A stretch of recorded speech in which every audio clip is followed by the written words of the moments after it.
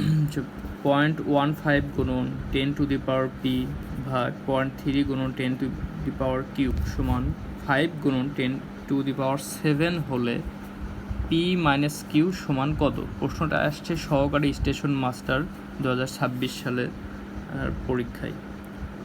আচ্ছা, এটা এক সূচকের অঙ্ক, সূচক লোগারিদমের নিয়ম থেকে আমরা সমাধান করব ইনশাল্লাহ। সমাধান দেওয়া আছে কত?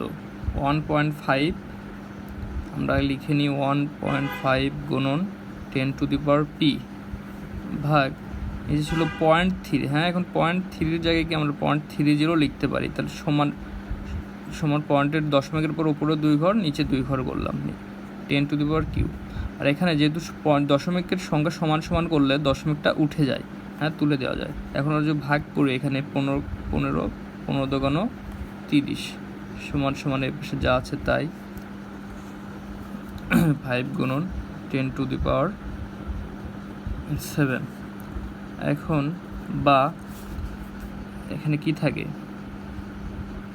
আচ্ছা, 10⁻p ভাগ 2 গুণন 10⁻³ সমান সমান 5 গুণন 10⁻7। বা নিচে এখন লেখা যায় 10⁻p ভাগ 10⁻³ সমান সমান এই দুইটা এই পাশে 5-এর সাথে গুণ হয়ে যাবে, হ্যাঁ, 5 গুণন 2 গুণন 10⁻7।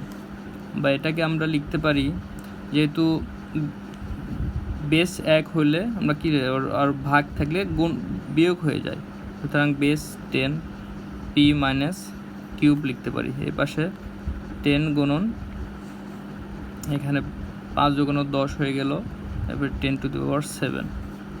এখন লক্ষ্য করেন এখানে 10-এর উপর p - কিউব সমান সমান এখানে 10-এর উপর কিছু নাই, মানে কি 1 আছে, প্লাস এই 7, যেহেতু দুটারই বেস একই, পাওয়ারগুলো যোগ হয়ে গেল 1।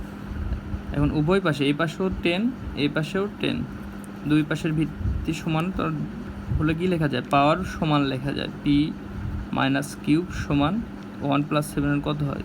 8। এটাই হচ্ছে সঠিক অ্যান্সার।